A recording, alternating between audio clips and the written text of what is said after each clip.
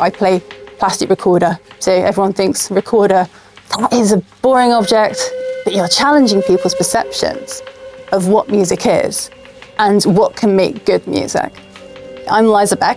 I'm a composer, producer and performer, and I'm a professional member of the Liza Bec Academy, and I'm here to talk about my work with Dolby Atmos.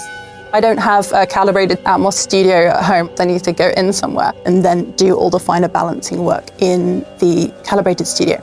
The End Times is my first album, and we used a cube array to capture the sound in the space. When you've got a cube array, you've got 8 channels of real sound. It just sounded like you were in the real space. Secondly, the binaural head. I'm obsessed with binaural heads. There's something deeply inspiring about having something which is just even looking like a human, and this disembodied head for you to either play music to or to whisper to. And then when you put them together and you have that contrast of someone kind of whispering in the ear and that kind of heavy ASMR texture, and that immediately places you in the space. And actually mixing in Atmos, you get to really bring across the contrast between those two techniques.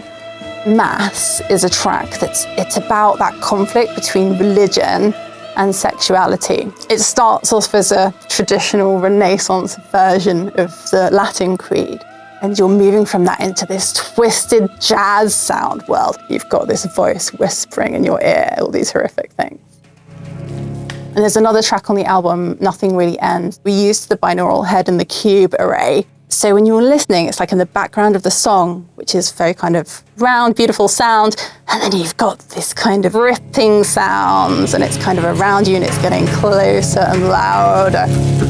We were able to have these two contrasting sound worlds, one very rich, kind of reverb heavy, like evocative, emotional, and one just very dry. The recording process and mixing process in Atmos is really key to being able to do that.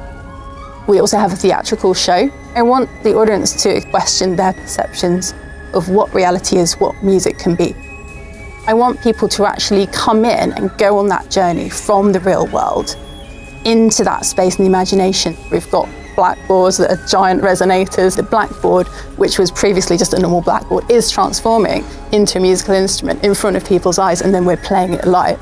I do want it to have an impact. I think that's the most important thing, and that's what I'm going for. And I think if it's not had an impact, then I've not done my job as an artist.